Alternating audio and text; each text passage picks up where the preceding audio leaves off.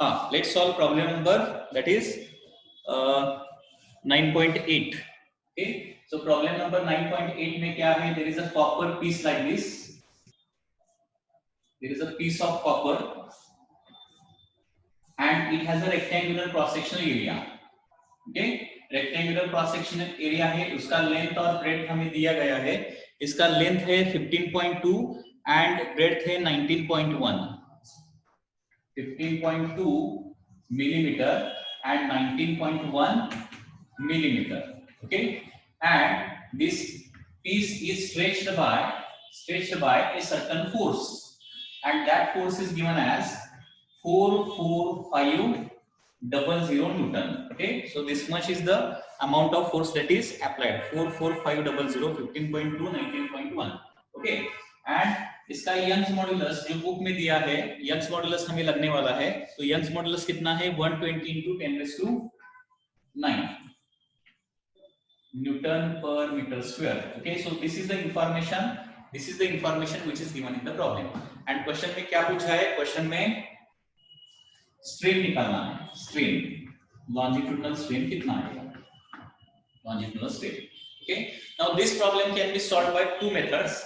One is by a normal, long process is there, and another by directly shortcut method also we can solve. Okay, so पहले normal method देखते हैं. Normal method में क्या करेंगे? पहले longitudinal stress निकालेंगे. And y का formula क्या रहता है? यंग्स मॉडुलस का formula longitudinal stress divided by longitudinal strain. y तो हमें पता है. एक बार स्ट्रेस मिल गया तो हम स्ट्रेन निकाल सकते हैं. तो पहले क्या करेंगे? स्ट्रेस निकालेंगे, और स्ट्रेस के लिए हमें पहले क्या चाहिए? एरिया चाहिए. Area. So area that is cross sectional area. Okay, cross sectional area पहले निकालेंगे. क्रॉस सेक्शनल एरिया, एरिया क्या रहेगा? लेंथ इनटू ब्रेड्थ रहेगा. ठीक है, लेंथ कितना है? देखिए 15.2, ब्रेड कितना है? 19.1. ओके, एंड इसका आंसर क्या आ जाएगा? मिलीमीटर स्क्वायर में आ जाएगा. अभी 15.2 and 19.1 we can do this calculation, और ये कैलकुलेशन करने के बाद ये वैल्यू आता है 290.32 into 10⁻⁻6 मीटर स्क्वायर. ठीक है, तो 10⁻⁻6 मीटर स्क्वायर क्यों आ गया पता है ना? Okay, 10⁻⁻6 क्योंकि देखिए 1 millimetre is equal to 10⁻⁻3 metre. क्योंकि ये मिली है, ये यूनिट है. Okay, so this is milli. Milli is a prefix, metre is a unit. Milli मतलब हमेशा क्या रहता है? 10⁻³ रहता है. सो 1 मिलीमीटर स्क्वायर अगर है, मतलब दोनों साइड का स्क्वायर करना पड़ेगा. 10⁻³ मीटर का भी स्क्वायर करना पड़ेगा. 1 मिलीमीटर स्क्वायर कितना होता है हमें निकालना है, तो दोनों साइड का स्क्वायर करना पड़ेगा. So 1 mm square will be equal to, अभी 10⁻³ का स्क्वायर किया तो 10⁻6 मीटर स्क्वायर हो जाएगा. ठीक है, तो 10⁻6 मीटर स्क्वायर. तो एरिया मिल गया. अभी क्या करेंगे? लॉन्जिट्यूडनल स्ट्रेस निकालेंगे. लॉन्जिट्यूडनल स्ट्रेस, लॉन्जिट्यूडनल स्ट्रेस क्या रहता है? It is force divided by area of cross section रहता है. Okay, force divided by area of cross section. तो फोर्स कितना है? That is 44500 divided by area of cross section is 290.32 into 10⁻⁻6. Okay, so this stress is coming to be, longitudinal stress is coming to be 44500 को 290.32 से अगर हमने divide किया, ये calculator से, अभी तो आप कैलकुलेटर से कीजिए, बाद में आपको बाय यूजिंग लॉग टेबल कैसे सॉल्व करना है. By using log table, log table आपको एग्जाम में, थ्योरी एग्जाम में अलाउड रहता है. ओके, उसका यूज करके ये निकाल सकते हैं. तो 44500 डिवाइडेड बाय 290.32 का आंसर 153.3 आता है, और 10⁻⁻6 ऊपर गया तो 10 क्या होता है? +6. स्ट्रेस का यूनिट क्या रहता है? न्यूटन पर metre square. So this is the stress. अब तक कुछ डाउट है क्या? बोलिए, any doubt up to this?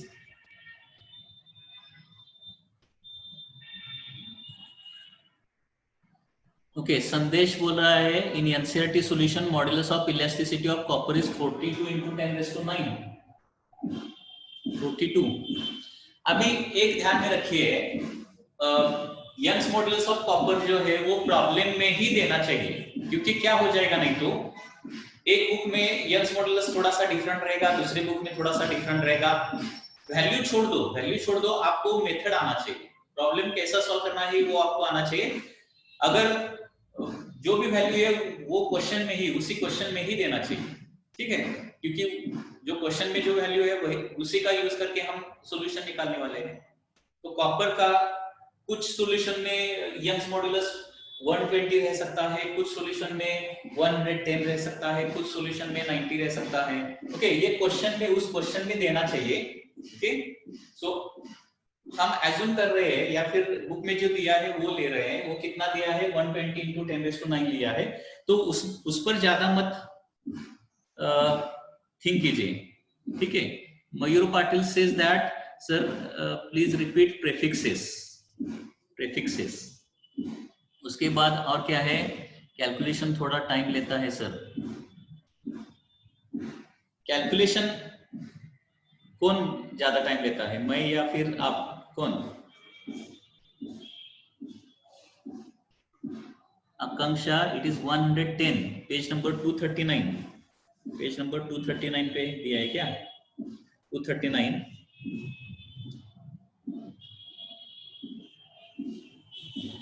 का 239 पे किधर दिया है?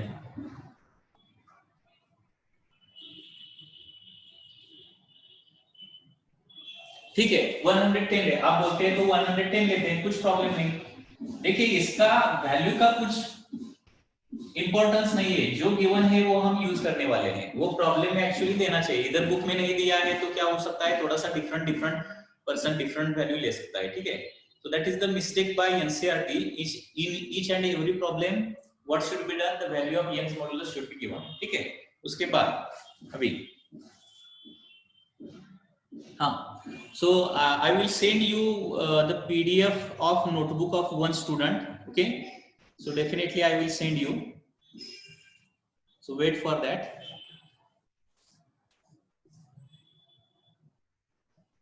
हाँ. Okay, all I will send you. No problem. So stress is 153.3 into 10⁻⁶ Newton पर मीटर स्क्वायर। अभी स्ट्रेस हो गया, स्ट्रेस तो हमें मिला है। अभी यंग्स मॉडुलस का फार्मूला आपको पता रहता है।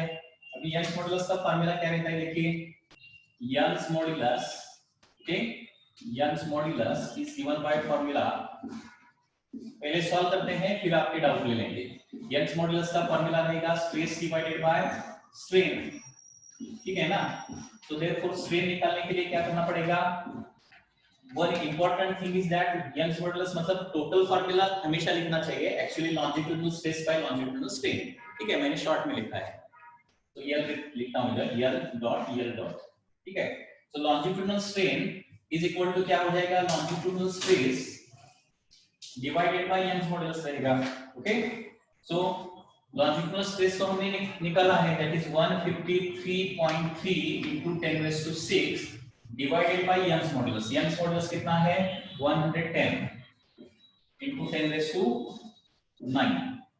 ओके। तो इसका अभी कैलकुलेशन करना पड़ेगा,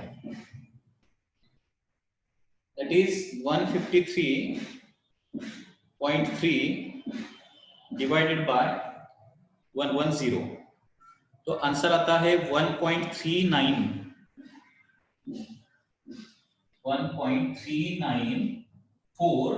अभी पावर का कैलकुलेशन कितना आ जाएगा बोलिए, ऊपर 10⁻⁶ है, नीचे 10⁻⁹ है, तो 10⁻⁶ - 9 हो जाएगा। 6 - 9 मतलब क्या हो जाएगा 10⁻⁻3। और यूनिट बताइए मुझे, यूनिट बताइए, unit tell me unit please. Correct, Sakshi correct, okay. Shruti Pawar think on that, Vedant correct, Rahul correct, okay.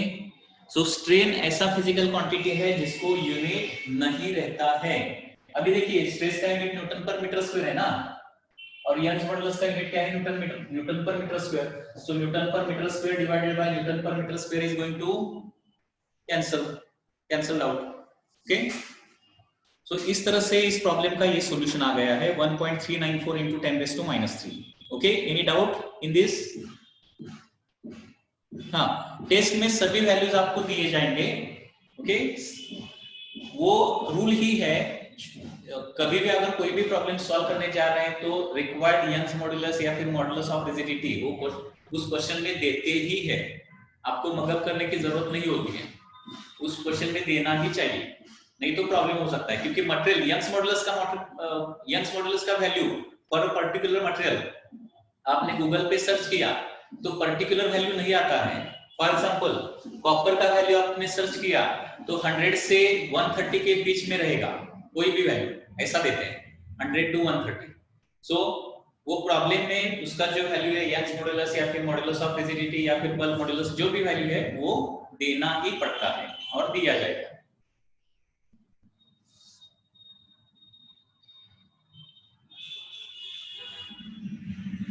One 1.35 किसका? सिद्धेश मोरे. 1.35 1.39 तुमने वैल्यू वही लिया है क्या? सेम वैल्यू लिया है सिद्धेश मोरे या डिफरेंट वैल्यू थोड़ा सा लिया है? It is 117 on Google. Okay, so different आता है, वो आप ज्यादा थिंक मत करो उस पे अभी. सेम वैल्यू ठीक है. लॉग टेबल से सॉल्व किया है या किससे सॉल्व किया है? देखिए लॉग टेबल से अगर सॉल्व किया और कैलकुलेटर से सॉल्व किया तो थोड़ा सा डेसिमल प्लेस पे थोड़ा सा डिफरेंस पड़ता है. ओके, लॉग टेबल पर आप तो अभी सभी एग्जाम में लॉग टेबल पर ही सॉल्व करने हैं तो सभी का आंसर तो सेम ही आना चाहिए, सेम आता ही है लॉग टेबल से सॉल्व किया तो ठीक है. लेकिन एक ने अगर कैलकुलेटर से किया और एक ने कैलकुलेटर से मतलब लॉग टेबल से किया तो थोड़ा सा डेसिमल प्लेस में डिफरेंस आ सकता है. ओके ठीक है. अभी ये जो क्वेश्चन है दूसरी मेथड फास्टली हम ऐसा भी सॉल्व कर सकते हैं. कैसे सॉल्व कर सकते हैं? देखिए प्ले का फॉर्मूला आपको पता है ना? प्ले का फॉर्मूला, प्ले किसका फॉर्मूला है? प्ले किसका फॉर्मूला है? Tell me. elongation, correct. Okay, play is the formula for the elongation PL/AY. देखिए एक ही स्टेप में हो सकता है ये प्रॉब्लम, ऐसा भी सॉल्व कर सकते हैं. L is equal to PL/AY. Capital L को सिर्फ LHS को लेके जाता हूं, क्या हो जाएगा? L/L is equal to P/AY. ठीक है, और L/L मतलब स्ट्रेन, डायरेक्टली इसमें वैल्यू प्लेस करो. Okay, so this is one more method to solve the problem. Okay ठीक है. So longitudinal elongation is given by formula, ऐसा लिख सकते हैं इधर. elongation is given by formula L is equal to PL/AY. ठीक है, कैपिटल L को सिर्फ LHS को लेके आया हूं मैं, so small l by capital L is equal to P/AY हो जाएगा. and L/L is nothing but strain, इधर डायरेक्टली वैल्यू डाल दो सभी. 44500 divided by area is 290.32 into 10⁻⁻6 into Young's modulus जो भी है that is 110 into 10⁻⁹. Okay, so इस तरह से कर सकते हैं. और देखिए अगर अप्रोक्सीमेट वैल्यू निकालना है, अप्रोक्सीमेट कैसे निकालते हैं? तो ये 0 और ये 0 चला गया, पहले 11 से डिवाइड करूंगा इसको. 11 से मतलब लॉग टेबल आपके पास कुछ भी नहीं है तो क्या करेंगे? अप्रोक्सीमेट निकालेंगे. तो 11 से इसको डिवाइड करेंगे. 11 4s are 44. ओके, उसके बाद 5 बचता है 0, 50 होता है.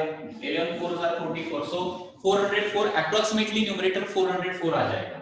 So 404 divided by 290 करता हूं मैं. 290 404 divided by 290 into 10 to the power कितना? डिनोमिनेटर को 10⁻3, न्यूमरेटर को गया तो 10⁻³ हो जाएगा. देखिए फास्ट कैलकुलेशन भी आप कर सकते हैं, लेकिन और नीट या फिर मेंस में ऐसा अप्रोक्सीमेट फास्ट कैलकुलेशन भी आपको करना पड़ता है. सो 404 डिवाइडेड बाय 290 करना है ना अभी. 290 तो पहले क्या कीजिए? 4 40.4 इधर का एक 0 निकालता हूं, ये ऊपर 40.4 हो जाएगा, 29 से डिवाइड करना पड़ेगा अभी। और भी अप्रोक्सीमेटली थोड़ा सा निकालना है तो क्या कीजिए, 404 ऊपर कंसीडर कीजिए, नीचे क्या कंसीडर कीजिए, अप्रोक्सीमेटली 300 भी कंसीडर कर सकते हैं। 300 मतलब 3 से डिवाइड किया तो क्या हो जाएगा, 3 1 are 3, 3 3 are 9 and 3 4 are okay, so ये आ जाएगा 1.34 into 10 raised to minus 3।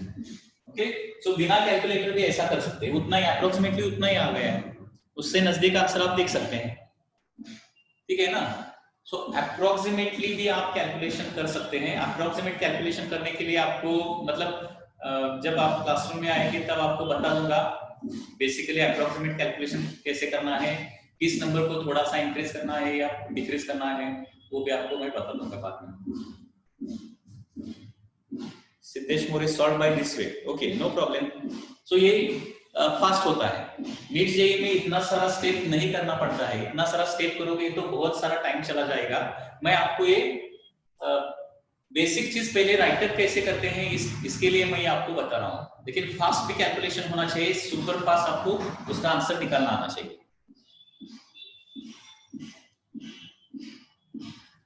देखिए नीट में अप्रोक्सीमेट आंसर निकालिए और नीट में सभी ऑप्शन थोड़े दूर दूर रहेंगे, तो उस अप्रोक्सीमेट आंसर का नजदीक का आंसर आपको आइडेंटिफाई करना है। ओके, ठीक है। So can I erase this screen now? Can I erase this screen? Okay, so that we can solve the next problem.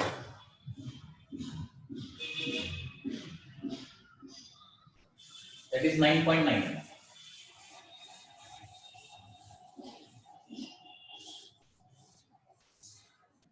देखिए ये इनिशियल लेक्चर्स है इसलिए मैं बहुत ही स्लो जाऊंगा, इसका मतलब ऐसा नहीं कि हमेशा ये स्लो हमें रहना है, बाद में बहुत फास्ट टीचिंग होने वाला है, लेकिन उसके लिए आप थोड़ा कंफर्टेबल होना चाहिए पहले, ठीक है।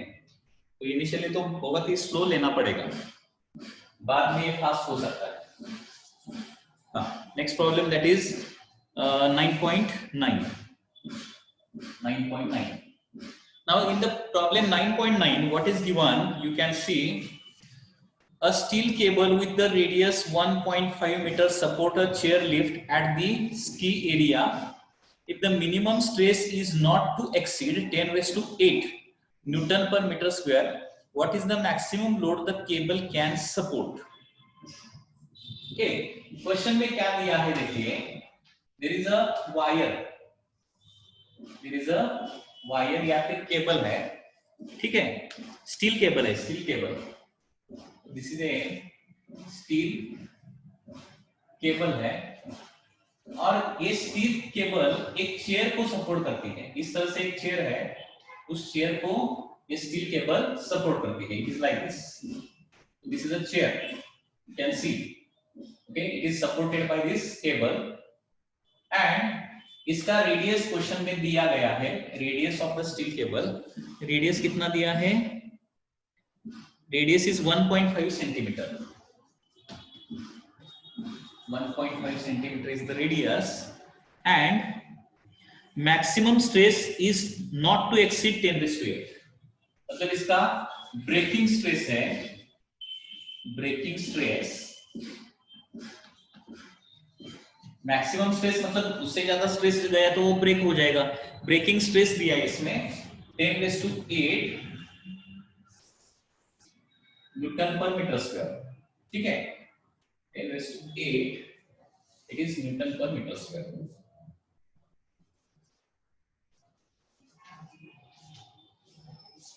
So this is the problem।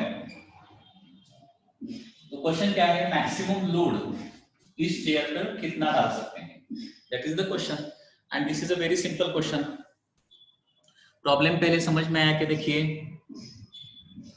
So radius 1.5 centimetre है, breaking stress 10 raised to 8 newton पर मीटर स्क्वायर है, सो फोर्स कितना लगाना है ये फाइंड आउट करना है।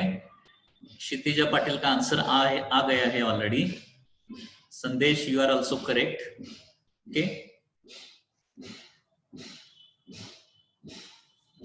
टेस्ट में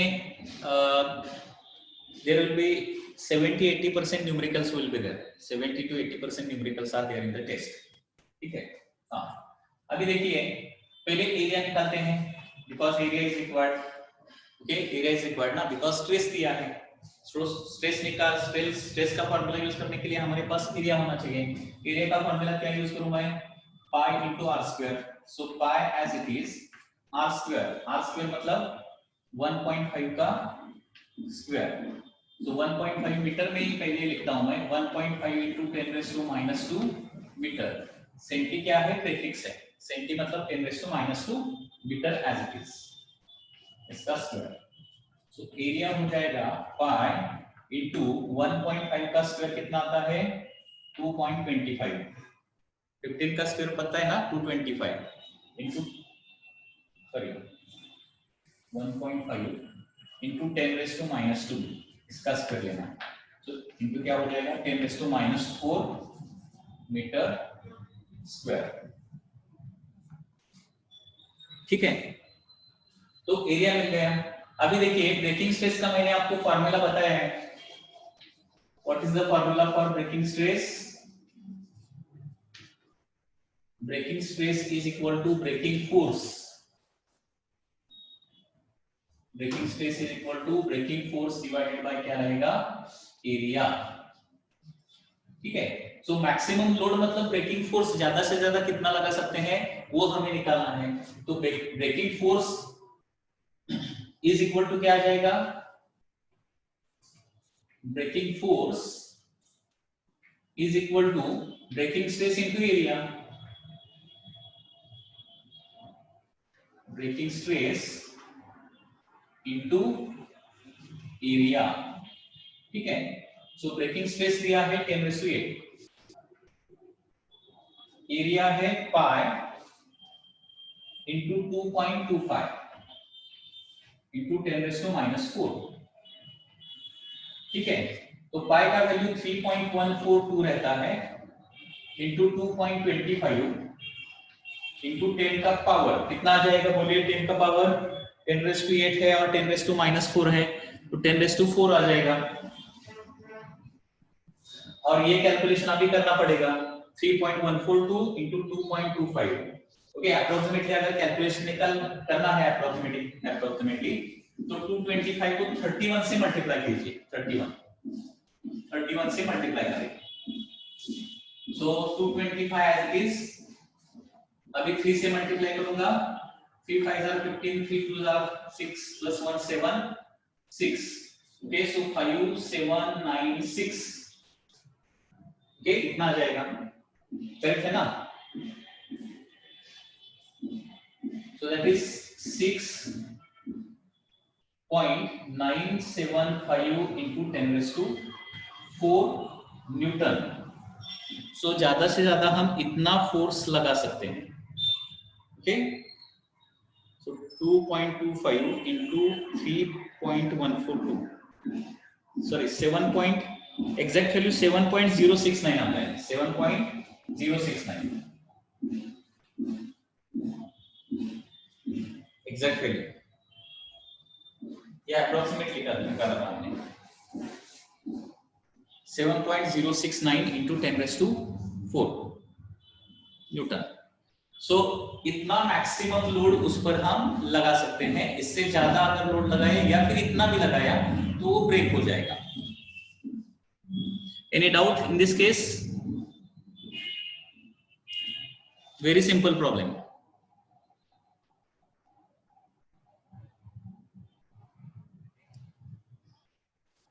Okay, so let's solve the next problem, that is 9.10. 9.10 को सॉल्व करते हैं अभी. 9.10 में क्या दिया है देखिए. A rigid bar of mass 15 kg supported symmetrically by 3 wires 2 meter long. देखिए क्वेश्चन क्या है देखिए. There is a rigid bar like this. There is a rigid bar like this. इसका मास है 15 kilogram.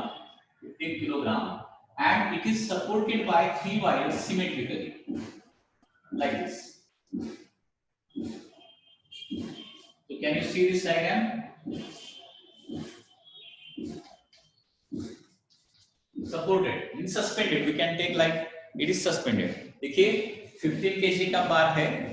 It is suspended symmetrically by 3 wires. ऐसा दिया है. Okay, suspended by 3 wires symmetrically.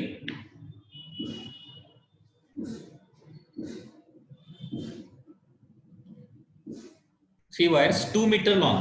Each wire का लेंथ 2 मीटर दिया है. Okay, those at the each end are copper and middle one is iron. So हर एक का लेंथ दिया है 2 मीटर. एंड का कॉपर का है और बीच का जो है वो फेरस मतलब आयरन का है. ऐसा दिया है. या फी मतलब आयरन ना. Middle one is iron. Determine ratio of there diameters if each is to have the same tension. Okay, क्या बोला है? Find ratio of their diameters. Ratio of their diameters हमें निकालना है. To have same tension.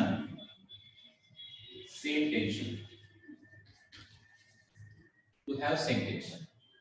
मतलब जितना tension copper में रहना चाहिए उतना ही फेरस में मतलब आयरन में रहना चाहिए, उतना ही कॉपर में रहना चाहिए. सो सेम टेंशन प्रोड्यूस करने के लिए इसका डायमीटर इनका रेशियो क्या होना चाहिए? कॉपर एंड आयरन का. ठीक है.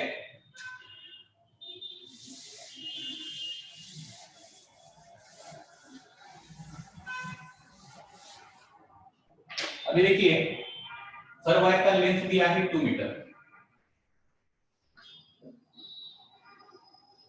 इधर सेम टेंशन, सभी में उतना ही टेंशन आना चाहिए, ऐसा क्वेश्चन है. ठीक है. तो आप मुझे थोड़ा सा बताइए कि स्ट्रेचिंग फोर्स का फॉर्मूला ऑलरेडी मैंने उसके लिए शॉर्टकट आपको बताया है, कैसे ध्यान में रखना है. तो टेंशन या फिर स्ट्रेचिंग फोर्स का फॉर्मूला बताइए, क्या फॉर्मूला है?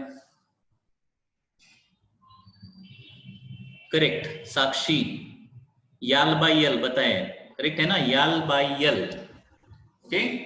सो स्ट्रेचिंग फोर्स मतलब वायर का टेंशन रहेगा ना. तो tension is given by formula. We know this formula already.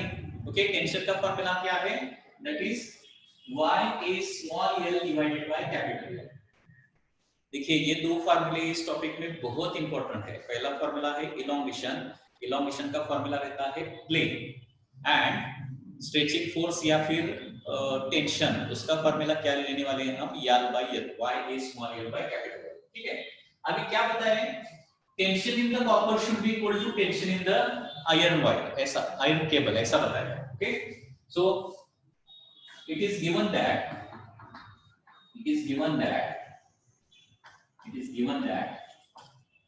Tension of the copper should be equal to tension of the iron रहना चाहिए.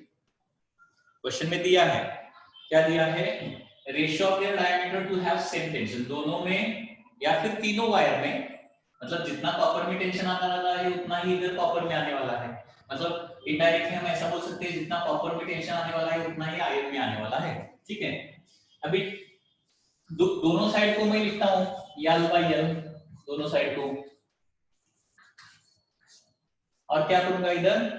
Copper copper copper copper and iron iron iron iron, इस तरह से लिख सकता हूं.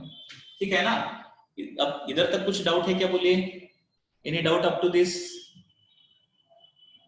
ठीक है. अभी देखिए इधर कुछ टर्म कैंसिल होने वाला है.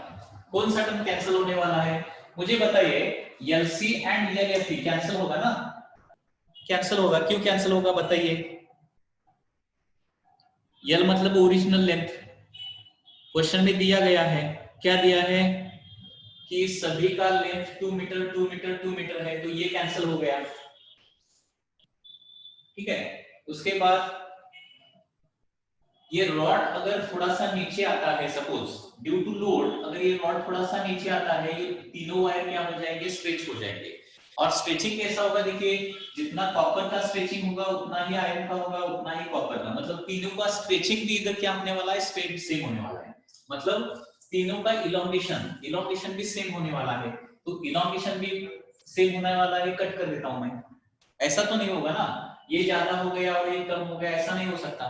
तीनों का इलोंगेशन उतना ही, क्योंकि रॉड वो हॉरिजॉन्टली रहने वाला है, हॉरिजॉन्टली ही नीचे आने वाला है। तो हॉरिजॉन्टली नीचे आने वाला है तो तीनों का इलोंगेशन सेम ही होना चाहिए। अभी क्या बचा, YC into AC is equal to YFE into AFE। ठीक है,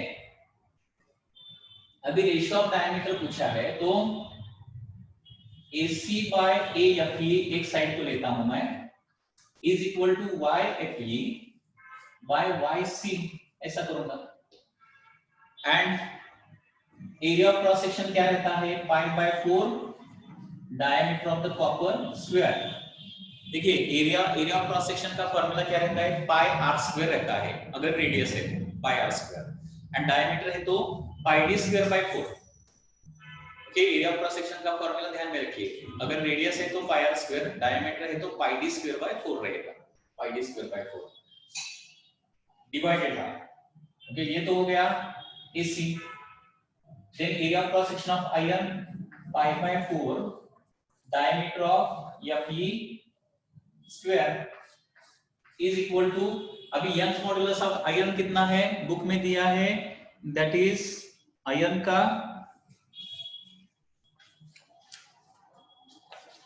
का बुक में कितना टेबल है इधर, यंग्स मॉडुलस का वैल्यू आयरन का 190 दिया है और कॉपर का 120 दिया है, 190 एंड 120, 10⁹ 10⁹ दोनों को भी है, ठीक है, 190 एंड 120, ठीक है 110, ठीक है 110 लेते हैं, जो दिया है वही लेना पड़ेगा। So pi by 4 get cancel, so diameter of copper divided by diameter of iron, इसका स्क्वायर है ना, इज इक्वल टू 19/11 हो जाएगा, 19/11, 10⁹ कैंसल, 0 0 कैंसल, 19/11। ओके, अभी इसका वैल्यू निकालता हूं मैं,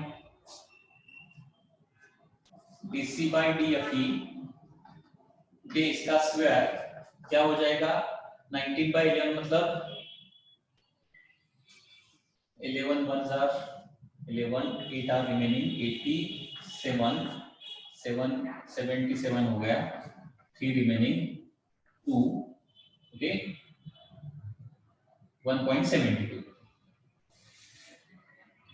1.72 रहेगा, या फिर 1.73 लिखता हूं, 1.73, ठीक है ना, 1.73, okay 1.73। So diameter of the copper divided by diameter of iron is equal to square root of 1.73, ठीक है।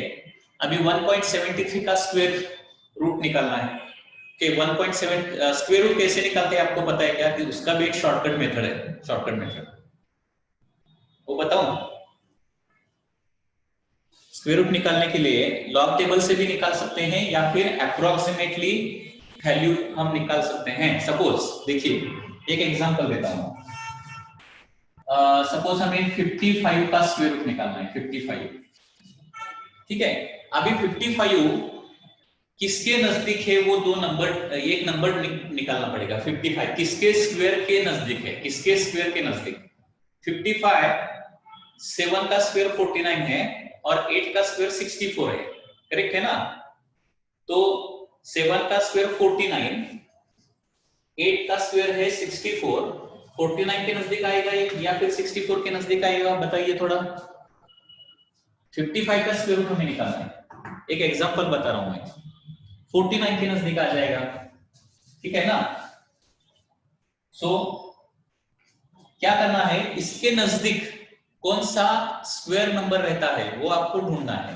तो इसके नजदीक है 49, प्लस लिखता हूं 6, तो 55 हो जाएगा, करेक्ट है ना। 55 इज इक्वल टू 49 प्लस 6 होता है, ठीक है। तो अभी क्या करूंगा, देखिए ये स्टेप ध्यान में रखिए। 49 का स्क्वायर रूट कितना है 7, 49 का स्क्वायर रूट कितना है 7, प्लस 6 डिवाइडेड बाय 14 करना है। मतलब क्या करना है, 6 नंबर एज इट इज लिखना है और इसका डबल, इधर जो भी नंबर रहेगा ना उसका इधर डबल लिखना है। ठीक है, तो ये हो जाएगा 7 प्लस 3/7, मतलब 2 और 2 से डिवाइड किया मतलब मैंने इधर। सो 7 प्लस 3/7 मतलब 0.7428,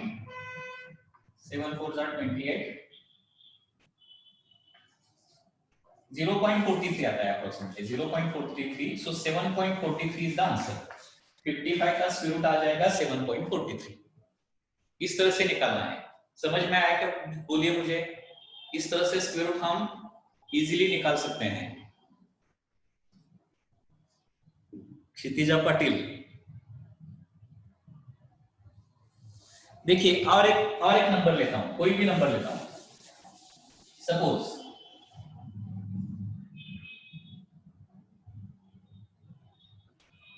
सपोज मैंने लिया 87 लेता हूं, 87, ठीक है ना, 87 या फिर 86, 87, ठीक है 87 लेता हूं। 87 का स्क्वायर रूट निकालना है। मुझे पहले बताइए 87 किसके नजदीक है? क्या आप बता सकते हैं 87 किस नंबर के नजदीक है? स्क्वायर के किस स्क्वायर नंबर के नजदीक है? अभी देखिए 81 का स्क्वायर रूट निकाल सकते हैं या फिर 100 का निकाल सकते हैं, बीच का कोई किधर भी नहीं निकाल सकते। सो 81 के नजदीक है, करेक्ट। 81 प्लस कितना लिखूं मैं, बोलिए अभी 81 प्लस कितना लिखूं? 81 प्लस 6, ठीक है, तो 87 हो जाएगा।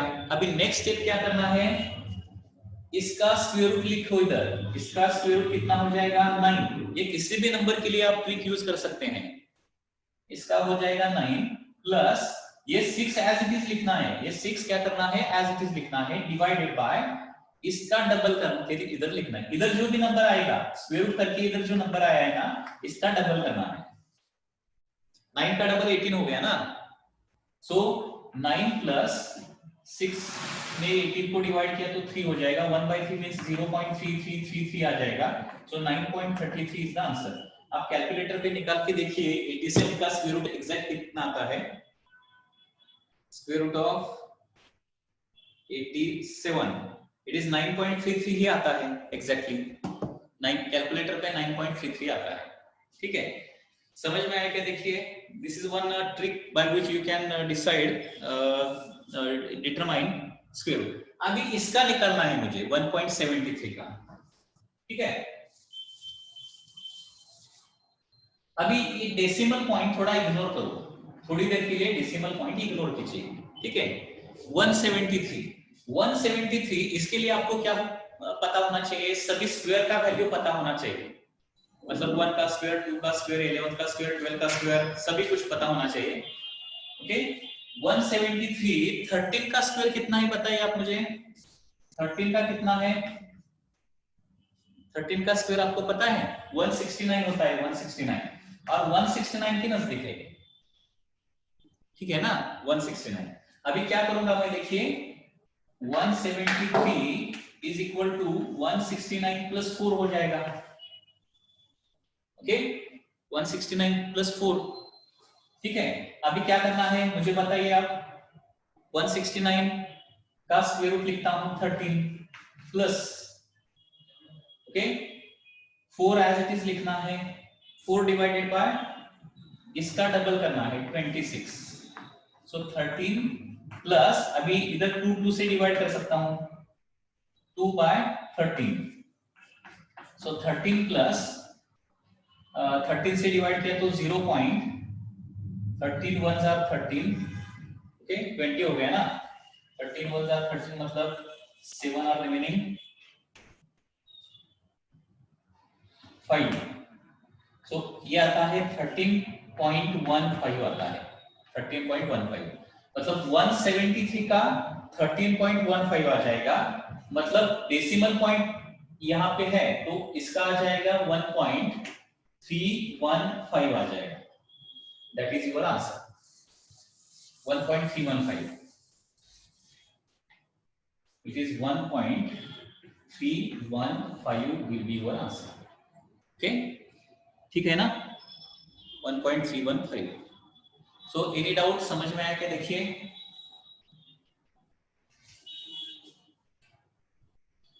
तो इस तरह से आप किसी भी नंबर का स्क्वायर रूट निकाल सकते हैं। Okay, Akanksha is correct.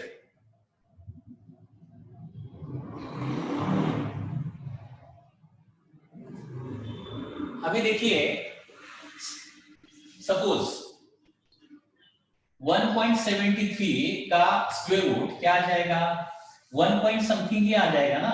जो भी नंबर आया है उसमें क्या किया है मैंने, फर्स्ट प्लेस के बाद डेसिमल पॉइंट रखा है 1.73 का। ये लॉजिक लगाना है, ओनली लॉजिक। 1.73 का स्क्वायर रूट 13 पॉइंट ऐसा तो नहीं आएगा ना, या फिर 0 पॉइंट तो नहीं आएगा, 1 पॉइंट समथिंग ही आएगा। 1 पॉइंट समथिंग का स्क्वायर रूट 1 पॉइंट समथिंग ही आता है, तो इसलिए मैंने decimal point directly first digit के बाद लगाया है। लॉजिक लगाइए थोड़ा सा। ओके, सो ये diameter of the copper divided by diameter of iron का स्क्वायर है, ठीक है, DC bye DFE square. Okay, यहाँ पे जो लिखा है वो दिखता है ना। हाँ, हमेशा देखिए थोड़ा लॉजिक भी लगाना पड़ता है, हमारा आंसर ठीक है या नहीं है वो देखने के लिए थोड़ा सा लॉजिक भी यूज करो। In book it is given as 1.25। अभी 1.25 बुक में दिया है, क्यों दिया है? क्योंकि हमारा वैल्यू, हमने कौन सा वैल्यू लिया है और उन्होंने कौन सा वैल्यू लिया है उस पर डिपेंडेंट है। अगर ये यंग्स मॉडुलस का वैल्यू डिफरेंट उन्होंने यूज किया है तो डिफरेंट आंसर आ जाएगा। ये कैलकुलेशन तो हमारा एब्सोल्युटली करेक्ट है, ठीक है, according to this values this will be the correct answer.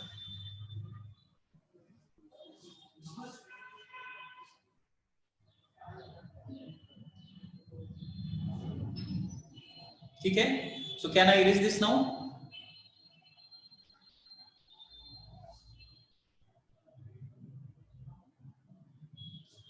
Okay,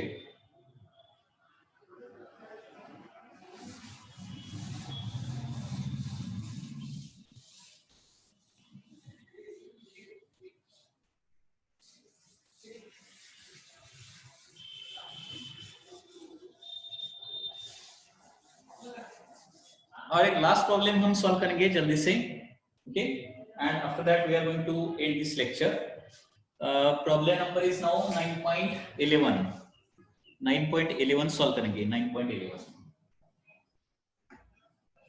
9.11 में क्या दिया है देखिए, a 14.5 kg mass is fastened to the end of a steel wire of length 1 meter. So length दिया है 1 meter and mass दिया है, mass suspended is 14.5 kg.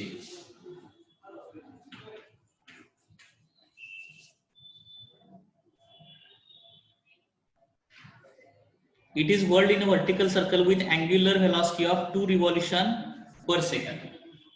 देखिए ऐसा एक स्टील वायर है, इस तरह से एक स्टील वायर है, उसको एक मास सस्पेंड किया है और ये वर्टिकल सर्कल में ऐसा रिवॉल्व किया है, वर्टिकल सर्कल में इस तरह से, in this way it is revolve. And कितने फ्रीक्वेंसी से रिवॉल्व कर रहे हैं, कितने स्पीड से रिवॉल्व कर रहे हैं? Speed of revolution is 1 revolutions 2 revolution पर सेकंड, तो यह उसको बोलते हैं 2 रिवॉल्यूशन पर सेकंड बोलते हैं उसको, 2 रिवॉल्यूशन पर सेकंड।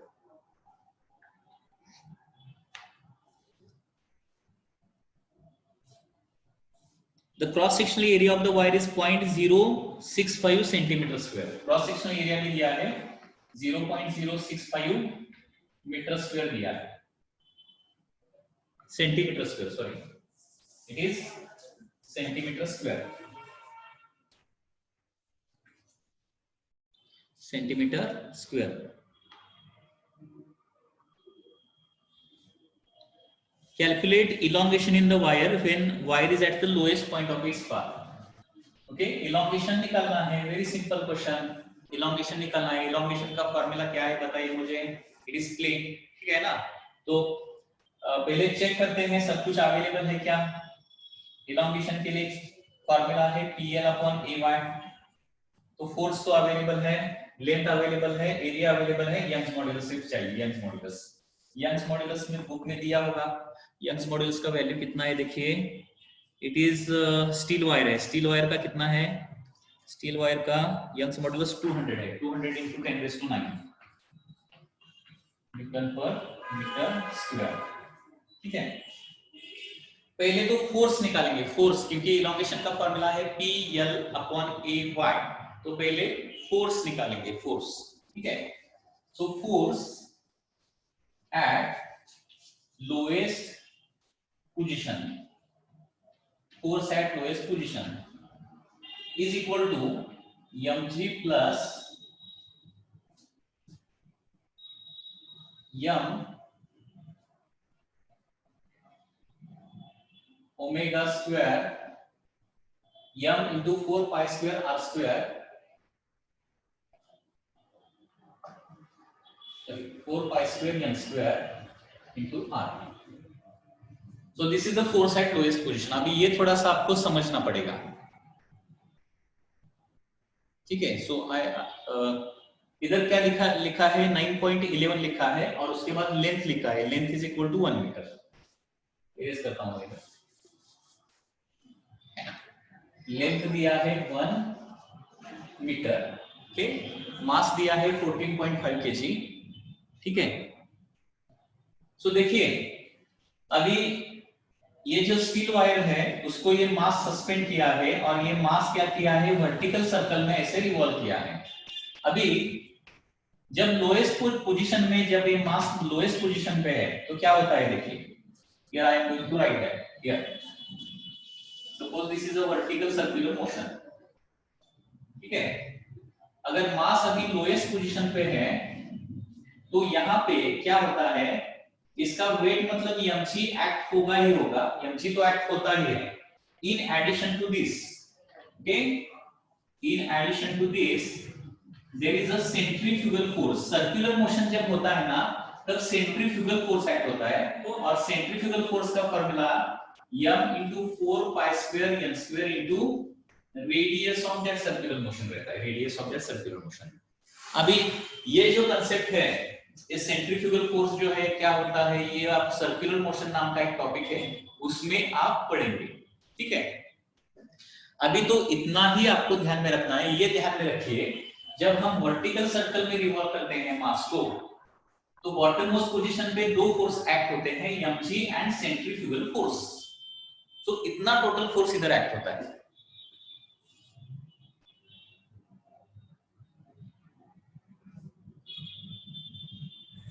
What संदेश से centripetal force act at this time, centripetal force तो हमेशा एक्ट होता है।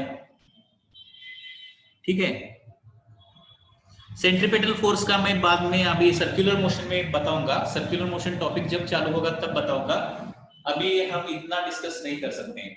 ठीक है, तो अभी तो इस प्रॉब्लम के लिए ध्यान में रखिए, जब कोई चीज हम वर्टिकल सर्कल में रिवॉल्व करते हैं, ध्यान में रखिए, जब कोई चीज हम वर्टिकल सर्कल में रिवॉल्व करते हैं तो बॉटम पोजीशन पे क्या होता है, दो फोर्सेस इधर बॉडी पे एक्ट होते हैं, ये ध्यान में रखना है। दो फोर्सेस कौन से, एक तो mg वेट और दूसरा फोर्स है centrifugal force. Okay, centrifugal force कितना रहेगा, m into 4 pi square n square r। ये ध्यान में रखिए, आप ज्यादा डिटेल में मत जाइए, वो बाद में आपको समझ में आ जाएगा। तो ये कैलकुलेशन करना पड़ेगा। अभी इधर m को मैं कॉमन लेता हूं, g plus 4 pi square n square into radius. ठीक है, तो मास कितना है देखिए 14.5 है, g का वैल्यू 9.8 प्लस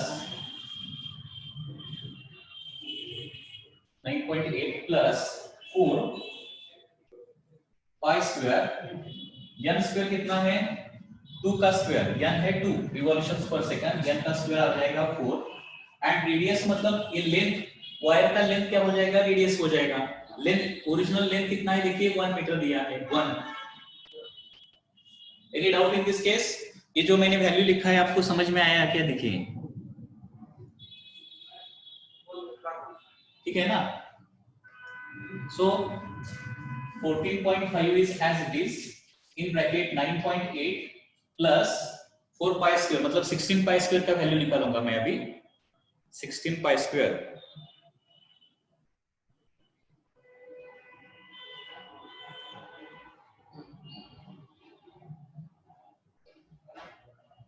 इसका वैल्यू आता है 157.95।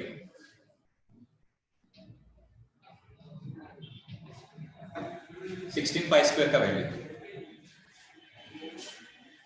So 14.5 into 9.8 plus 157.95.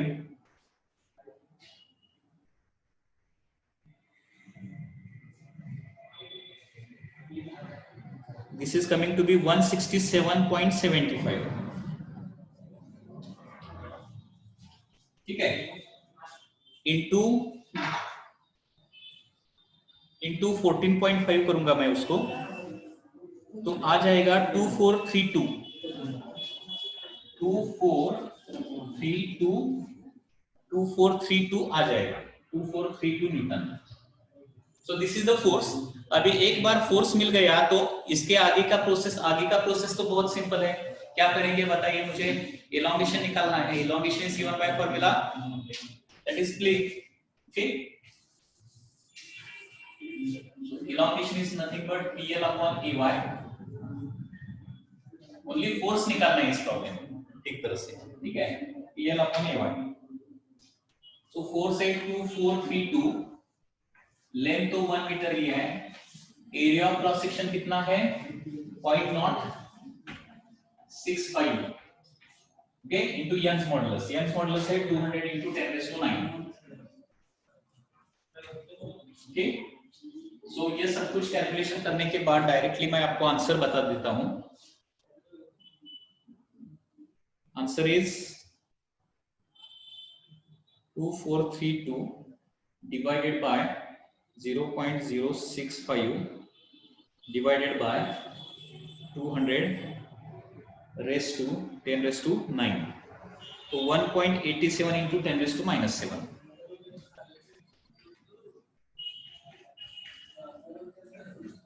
So this much is the elongation in meter, 1.87 into 10⁻⁻7। Area is in centimetre square, sorry, हाँ, तो हाँ करेक्ट, इसने बताया मुझे ये निरांत, ओके, सिद्धेश ने बताया है। ये भी ध्यान में रखना है वो मीटर स्क्वायर में लिया है कि नहीं है, ओके। सो मीटर स्क्वायर में करने के लिए इधर 10⁻⁻4 भी आ जाएगा, तो 10⁻⁴ मतलब 10⁻⁴ मतलब 10⁻⁴, 10⁻⁻3, ये 1.87 into 10⁻⁻3 हो जाएगा, ठीक है।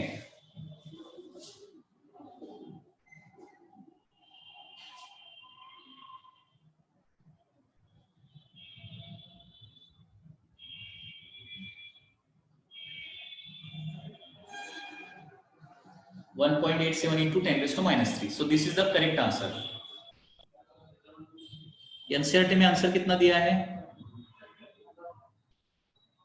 कैलकुलेशन ये बहुत बाद में आपको बताऊंगा, इजीली कर सकते हैं, ऐसा कुछ प्रॉब्लम नहीं, विदाउट यूजिंग कैलकुलेटर या फिर विदाउट यूजिंग लॉग टेबल भी हम ये कर सकते हैं, इतना डिफिकल्ट नहीं है, ओके। तो थोड़ा सा लेक्चर आपको अभी बाद में बताऊंगा, okay. So any doubt in this case? Doubt, कुछ डाउट है क्या, बोलिए। ठीक है, नो डाउट्स।